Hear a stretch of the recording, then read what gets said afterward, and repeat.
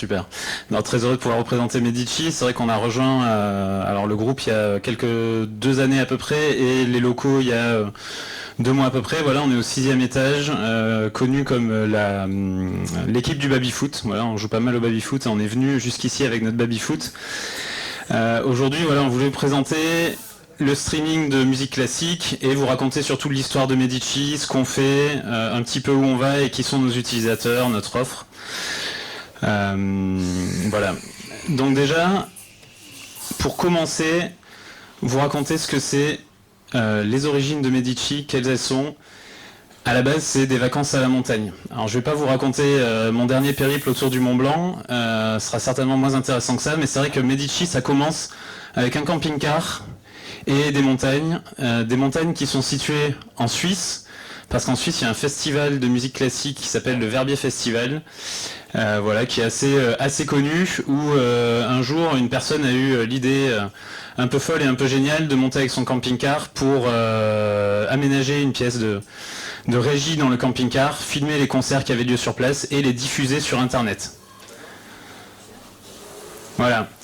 Et on force un peu le trait, mais on peut même parler de streaming avant YouTube, parce que l'origine de Medici, c'est pas une start-up, c'est pas une boîte qui a 2 ans, c'est une boîte qui a été fondée en 2007.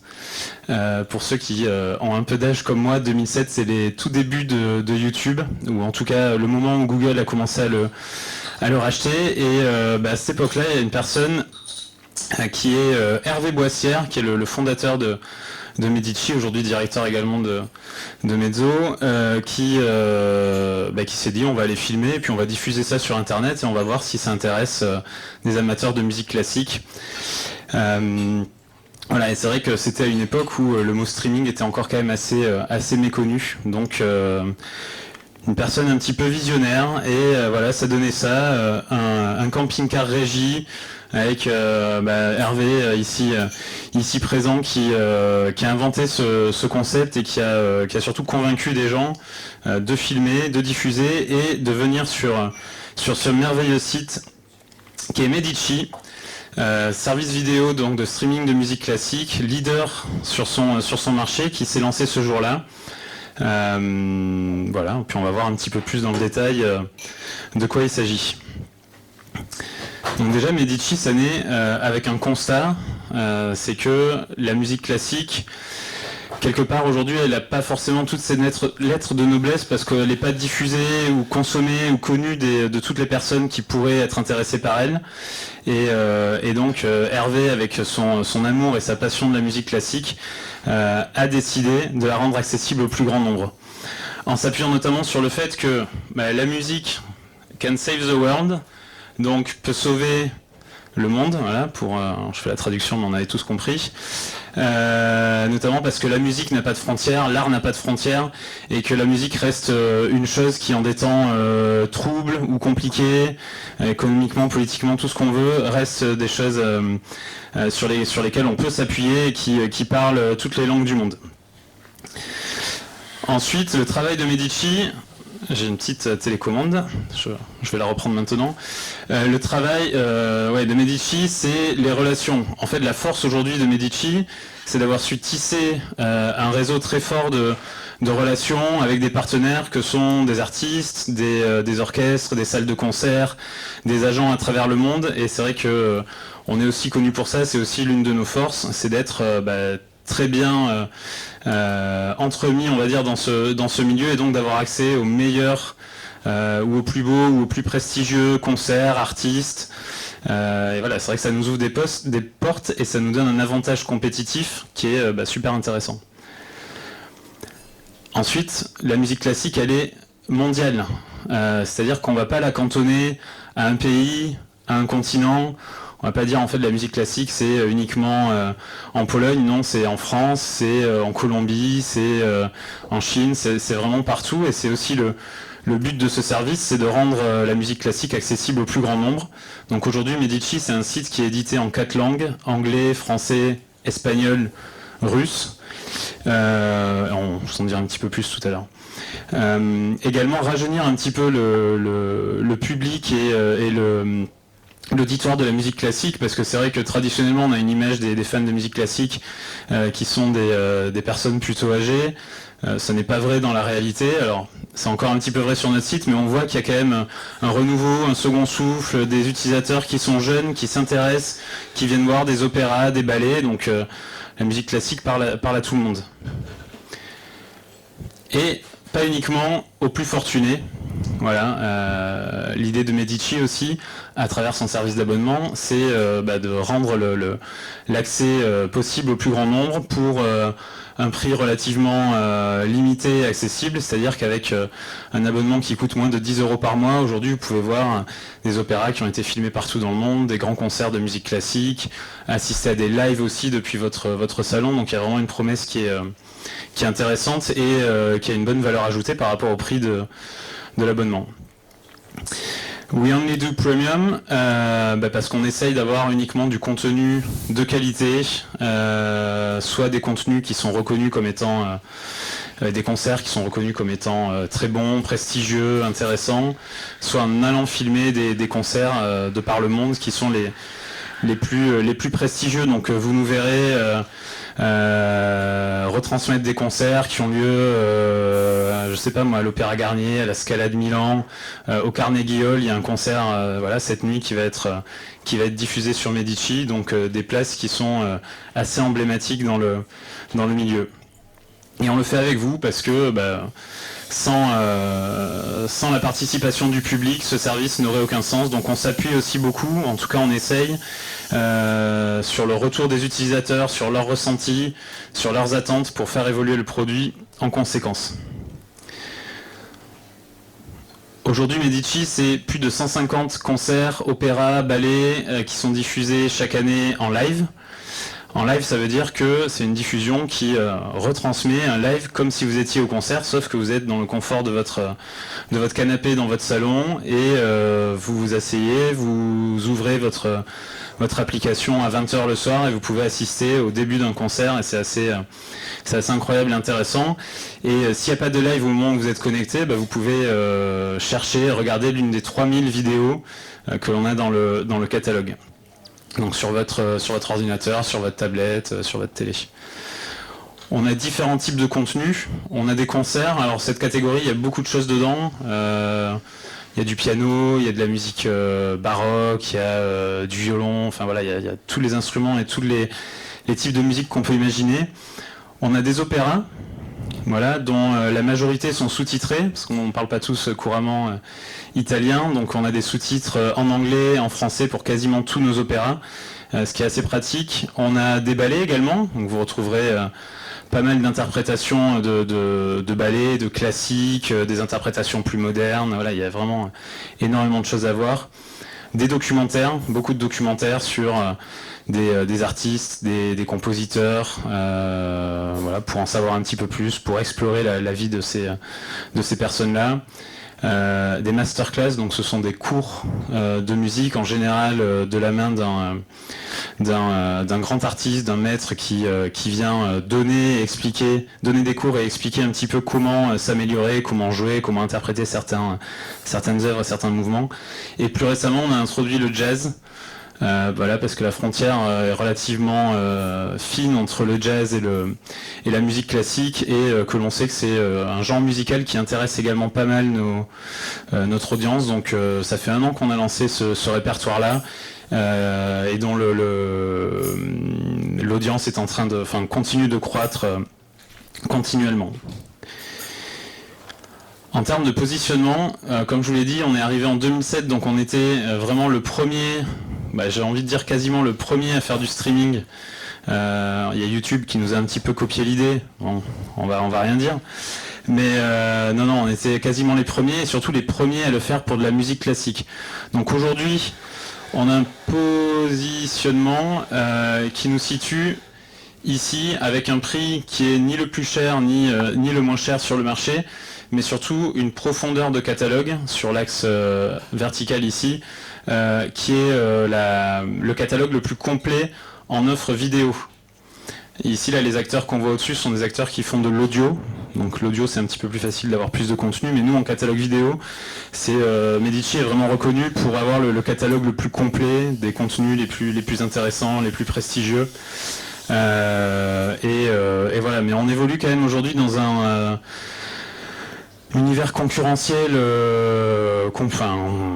pas compliqué, mais avec de nouveaux entrants, des acteurs qui essayent des choses, qui apportent de l'innovation. Donc c'est un côté stressant, mais aussi super stimulant, parce que ça nous oblige à nous améliorer, à innover, à mettre en place de nouvelles choses et apporter de nouveaux projets.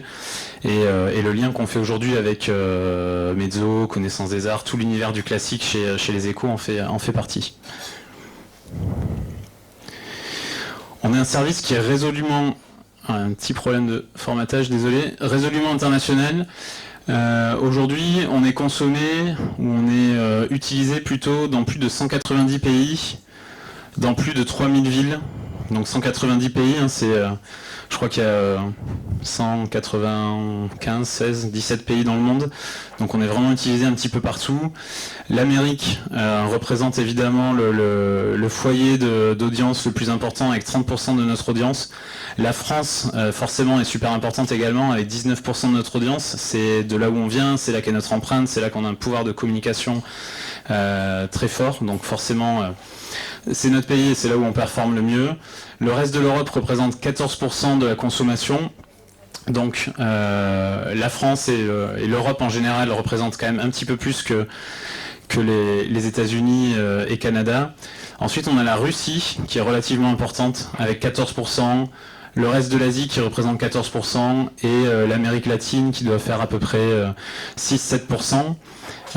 C'est petit en pourcentage l'Amérique latine, mais on voit aussi qu'il y a vraiment une envie de consommer, qu'il y a des attentes. C'est des pays, on a des pays qui sont très éduqués finalement à la culture de la musique classique, qui apprécient énormément la musique classique.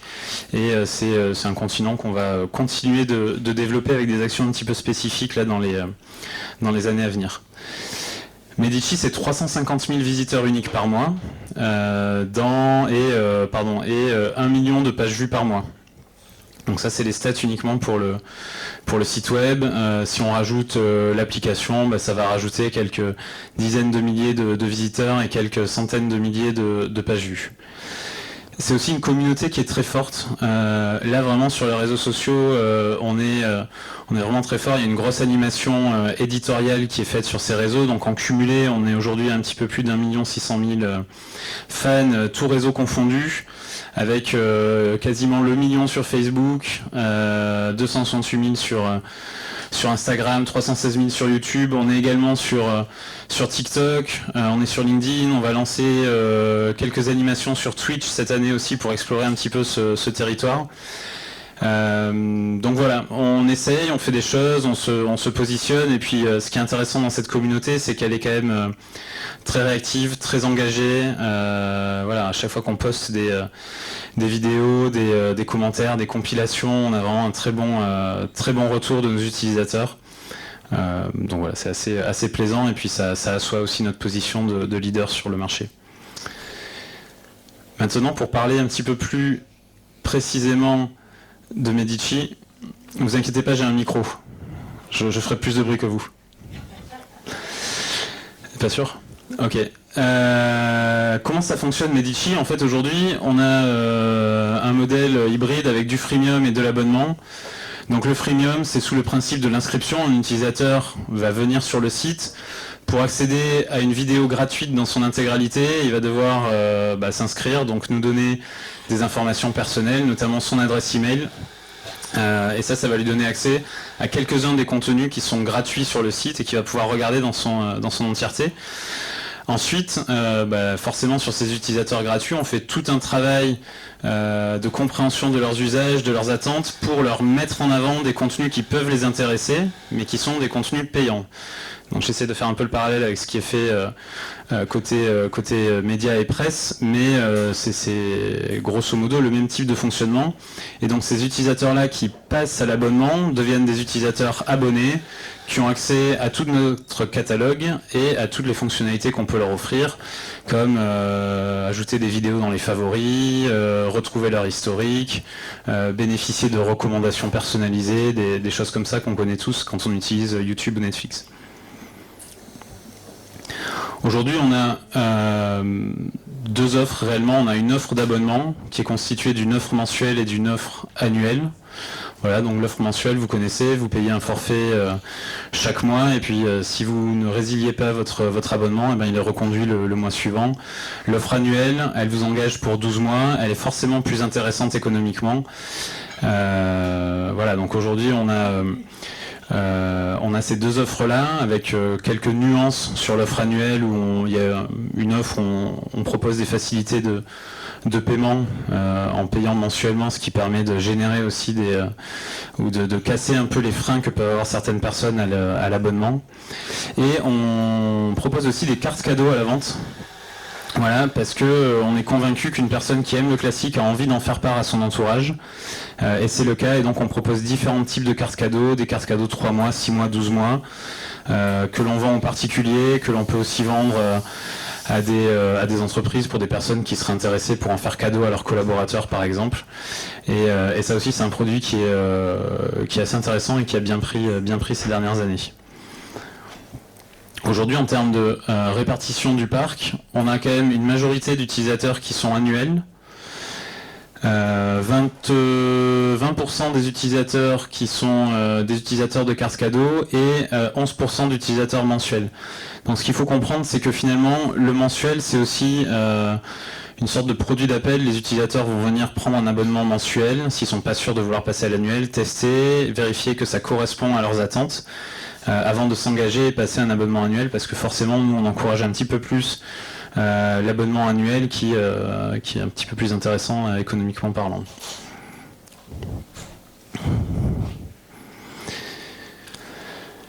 Medici, c'est certes un service, c'est aussi une équipe de passionnés, parce que vous imaginez que pour parler de musique classique, pour aller filmer des concerts, pour animer tout ce site et toute cette communauté, il faut vraiment avoir des gens passionnés. Donc on a énormément de personnes qui sont des passionnés de musique classique, qui sont des musicologues, des gens qui ont fait des études dans la musique. On a aujourd'hui 38 membres, issus alors on m'a dit que c'était pas tout à fait juste, parce qu'on serait peut-être plutôt une dizaine de pays aujourd'hui différents, notamment parce qu'on a des éditeurs anglophones, donc on a américains, canadiens, on a une personne au Mexique, voilà, donc il y a vraiment plusieurs nationalités. La moyenne d'âge, qui est assez douloureuse pour moi, mais elle est effectivement de 29 ans, donc moi j'ai plutôt tendance à vieillir à cette moyenne d'âge, mais c'est ce qu'elle est, et il y a aussi une majorité de femmes dans l'entreprise. Voilà. Je pense que ça peut être intéressant qu'on regarde rapidement, parce que vous connaissez peut-être pas Medici. Vous êtes déjà allé sur Medici ? Oui, non, il y a des oui, il y a des non. Et on peut regarder. Je t'en prie. Ah oui, il faut switcher, tu as raison.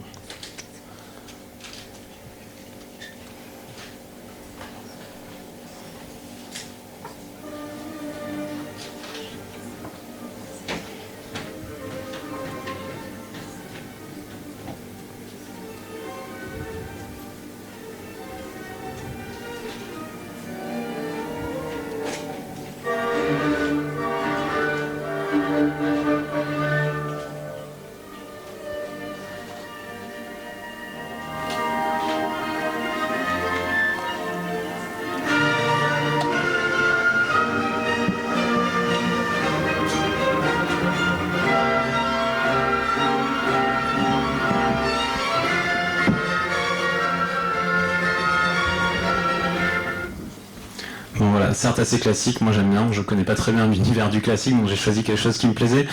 Mais pour vous montrer, voilà, quand vous êtes abonné à Medici, vous avez accès à ça, vous pouvez le projeter sur votre télévision, vous faire un super concert sur votre grand écran, et voilà, et comme ça on fait quelque chose d'un petit peu culturel, on arrête de s'abrutir avec Netflix, moi le premier.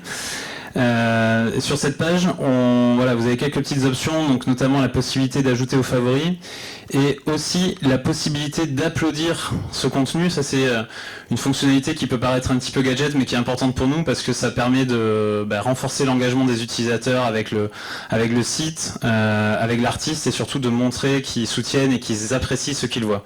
Et on s'appuie ensuite sur cet applaudissement pour faire des tops, des mises en avant de contenu et comprendre un petit peu où est-ce que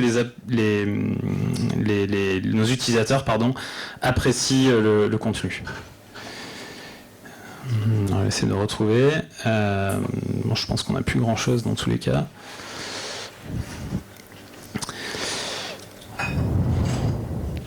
Voilà, donc pour finir, puisque certains d'entre vous ne connaissent peut-être pas encore Medici, on vous a aussi mis, je parle de manière très saccadée, un petit QR code. Si vous voulez avoir un mois d'accès à Medici, vous pouvez flasher ce QR code, ça vous envoie sur une petite carte cadeau à activer, et ensuite création de compte, et puis vous aurez un accès à Medici, à tout ce qu'on vient de se raconter pour essayer par vous-même pendant un mois. Voilà, merci à tous. Merci beaucoup. On va poser quelques questions. Si vous voulez flasher le code en même temps, sinon vous pourrez me le demander aussi ultérieurement, je vous l'enverrai si ça te va. J'ai quelques questions. La première, j'ai du mal à voir un petit peu le profil de vos auditeurs cibles. Et plus particulièrement, comment vous faites pour embarquer une population plutôt senior sur ce type de plateforme ultra digitale, ultra connectée. Et à l'inverse, comment vous faites pour embarquer des plus jeunes sur la musique classique, qui n'est pas forcément ce que la plupart des jeunes écoutent au quotidien. Ok, je te demanderai peut-être de me reposer toutes les questions parce qu'il y a beaucoup de questions. Alors non, effectivement, déjà pour les plus jeunes, je suis passé un petit peu rapidement dessus, mais c'est vrai que dans notre manifeste, notre engagement vers le produit et les utilisateurs, on essaye aussi de mettre en avant de jeunes artistes, pas uniquement les artistes âgés, déjà très établis sur la scène internationale. Donc aussi, en ayant cette approche un petit peu avec les jeunes artistes, on s'adresse aussi à un public qui est un petit peu plus jeune que notre public, notre audience classique. Ça, c'est un premier point. Ensuite, notre audience, effectivement, notre cœur de cible, c'est plutôt des utilisateurs qui sont vos grands-parents ou nos grands-parents, qui ont donc plus de 55 ans, plus de 65 ans. On a des utilisateurs très âgés qui nous contactent, qui ont 90 ans, 91 ans, qui nous demandent comment est-ce que je peux réinitialiser mon mot de passe, j'y arrive pas. Donc tu vois vraiment deux choses différentes. Il y a des utilisateurs qui ont beaucoup de mal avec la technologie, et d'autres qui par contre ont 65 ans et connaissent très bien parce qu'ils utilisent par ailleurs YouTube, Netflix, et qui donc savent qu'il faut se connecter. Ils savent comment fonctionne la diffusion sur une télé à travers Chromecast, avec AirPlay. Ils sont en général très très bien équipés au niveau technologique, donc c'est des gens effectivement qui ont un pouvoir d'achat un petit peu supérieur. Ils nous racontent qu'ils diffusent Medici sur leur télé Bang & Olufsen à 10 000 € avec les super enceintes, voilà. Donc notre cœur de cible, oui, c'est plutôt des gens qui ont 45 ans et plus. Dans les acheteurs, c'est plutôt des hommes que des femmes, mais dans les utilisateurs, c'est plutôt des femmes que des hommes, paradoxalement, je sais pas pourquoi. Et voilà. Et donc, il vous arrive d'avoir des appels de personnes âgées qui n'arrivent pas à utiliser telle ou telle fonctionnalité. Et vous avez une équipe un petit peu dédiée en support ou pas du tout? Oui, on a Julie, qui est notre responsable service client. Bon, le vrai nom n'est pas Julie, son vrai nom c'est Morgane, mais on lui a donné, on en a fait un petit personnage qui répond aux attentes des clients. Alors, on répond pas au téléphone aux grandes dames des utilisateurs, mais on leur répond à travers un service de ticketing ou sur les réseaux sociaux. Voilà, effectivement, ça donne lieu parfois à des situations et des questions assez cocasses. Il nous arrive de les rappeler. Quand c'est vraiment trop compliqué, on les appelle parce que c'est quand même beaucoup plus simple d'expliquer oralement que par écrit. D'accord, merci. Est-ce que certains d'entre vous ont des questions aussi? Je peux vous passer le micro.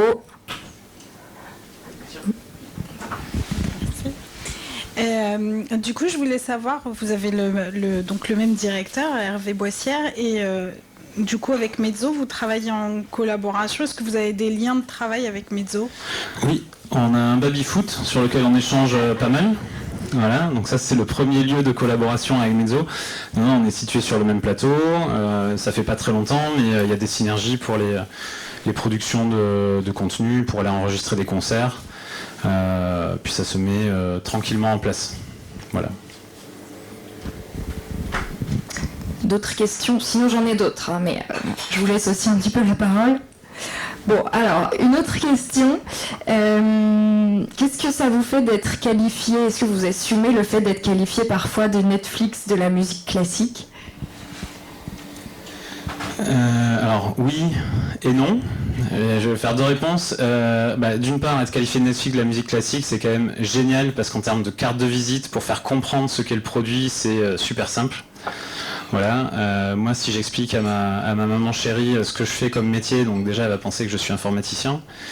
Et si je lui dis par contre, tu vois Netflix et ce que je fais c'est Netflix de la musique classique, là elle va le comprendre directement. Donc c'est super qu'un journaliste ait écrit ça une fois sur nous. Après en même temps c'est dur à vivre parce que Netflix il y a quand même des standards de qualité, d'usabilité, qui sont tellement hauts que aucune entreprise ou rares sont les entreprises qui peuvent arriver à leur niveau en termes de recommandations, en termes de personnalisation. Donc pour le marketeur que je suis, c'est un peu dur d'avoir cette comparaison-là. Merci. D'autres questions? Oui. Est-ce que tu peux nous détailler le business model de Medici? Oui. Non, pour comprendre, parce que c'est vrai moi je suis chargée de partenariat chez Mezzo et on vit de la redevance des opérateurs TV. Et on peut se demander, est-ce que les abonnements, ça permet de faire vivre une plateforme de streaming ou est-ce qu'il y a d'autres canaux comme l'éducatif, etc. Merci. J'adore les questions et qui suggèrent les réponses. Merci.